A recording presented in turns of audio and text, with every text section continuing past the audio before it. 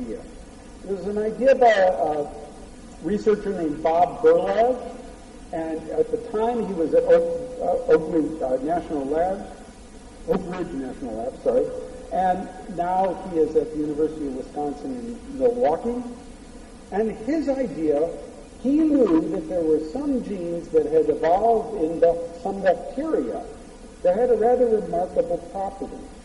The regulatory part of these genes was activated by the explosive TNT. And so he reasoned, why don't we take that regulatory part of that gene and put it on GFP? So whenever there's TNT around those bacteria, the bacteria will glow green if we shine ultraviolet light or blue light on them. Why would he want to do something like that? What was his idea? Well, his idea in the first experiment he tried was rather remarkable. He had some people go to a field that was 3 meters by 5 meters, a plot of land, and bury in that plot of land 5 disconnected, but still with explosive present, landmines.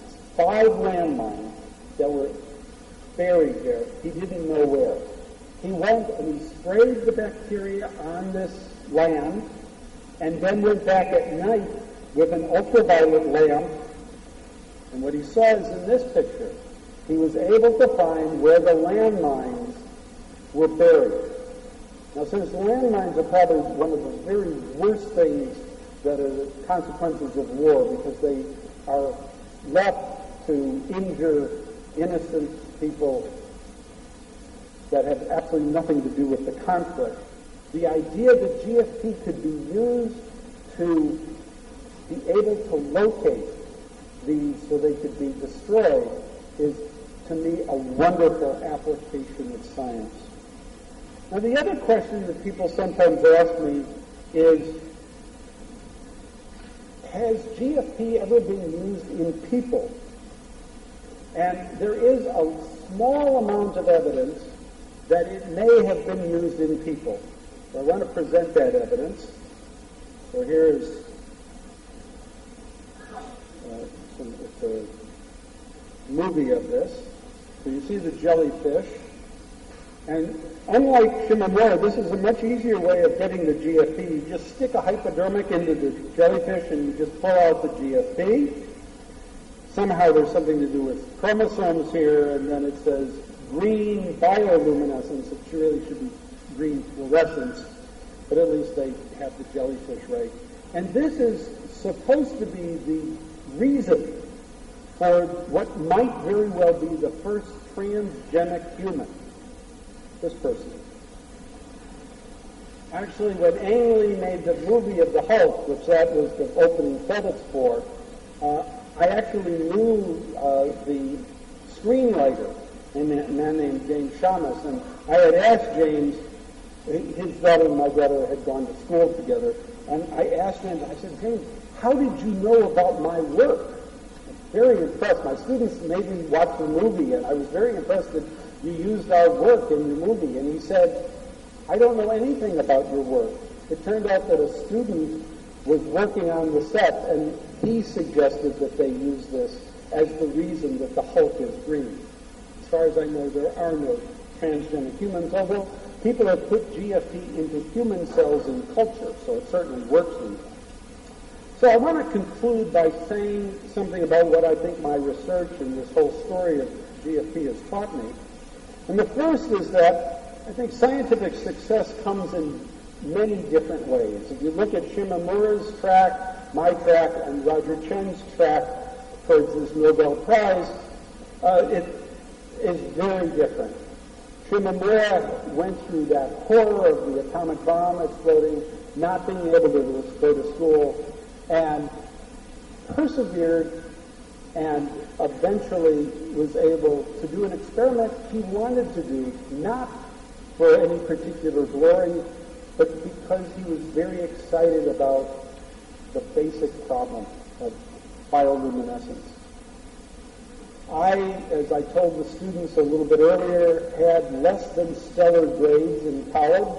I don't usually show my transcript, but I enjoyed doing experiments, and frankly, I love the ideas that we encounter and we have to test all the time in biology. Roger Chen, in contrast, was a person who excelled and was given awards in high school for his scientific prowess and has continued to do remarkable work. So I don't think there's any one way to become a scientist. Second, I think most experiments, many, if not most discoveries, are made accidentally. The experiment that Shimamura did, that very absolutely scientific method of taking your preparation and throwing it in the sink, has been tried by many people, and often it works. So throwing it on the floor and scraping it up and looking again. So sometimes accidents do happen, and they're quite nice. His curiosity at seeing that the light was blue and not green led him to finally find GFP, something he was not looking for at all, another accidental discovery. Third, I think that ignorance, stubbornness, and sometimes a willingness just to try an experiment really helps. Just doing we often talk about, and it depends on what day of the week you want to do it, but we usually talk about either Saturday morning or Saturday afternoon or Sunday morning or Sunday afternoon experiments. These are the experiments that you do when there's no one else around because you think it's such a crazy idea that you don't want to admit to even trying it. But if it works, you crow about it on Monday morning. These are very important things to do. Second, I was particularly delighted that the prize for GFP was given to the three of us. In fact, I actually wish it had been given to more than just the three of us, but that's the nature of the Nobel. And the reason for that is that what makes GFP an exciting molecule is not the experiments that any one of the three of us did, but the fact of how we added on to each other's discovery. And in fact, this has been done now by thousands of people. I estimate that there are something like 60,000 papers that have used GFP since we had our first publication. And it's this cumulative effect that's very important. In fact, I often think about the scientific endeavor to being very much like GFP itself. GFP and other fluorescent molecules absorb light of one wavelength and give off light of another. And we as scientists take in the ideas and observations of others, modify it by our own experimentation and our own ideas, and then give off again something new that someone else can take up and change in turn. One of the things I discovered about GFP is that the real movers and shakers are not the heads of the lab.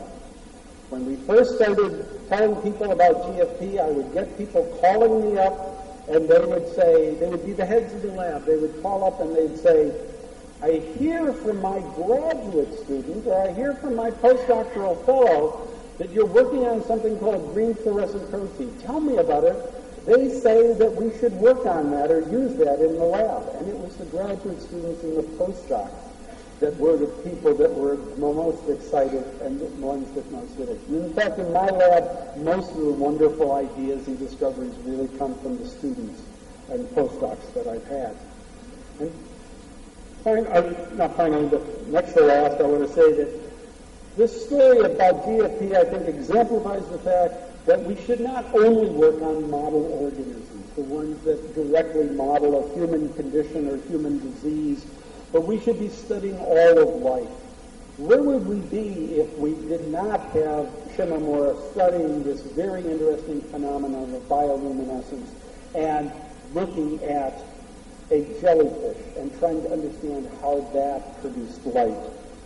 And finally, I want to once again emphasize that basic research is essential. Now, GFP has been used to study how the AIDS virus is transferred from one cell to another. It's been used to study metastasis in cancer. It's been used to study quite a number of human diseases, as well as many fundamental processes in biology.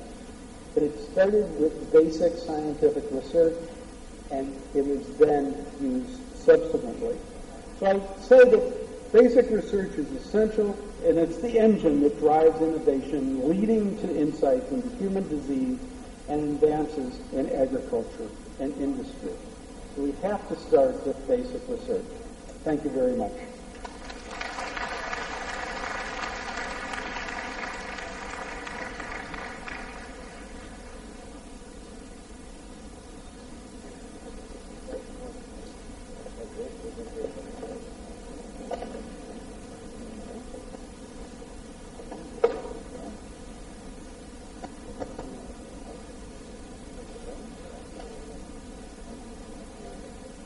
Ladies and gentlemen, just now we have had a magnificent presentation of green fluorescence proteins, the discovery, the structure, and the potential applications, and to watch things while they are happening.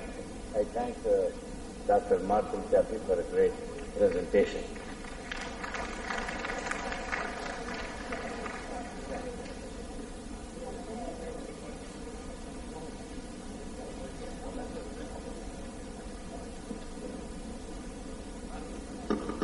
As a token of our gratitude, I request Dr. Prannoy Prasad, Provost, SRM University, to present a memento to Dr. Martin Kempf, the Nobel laureate.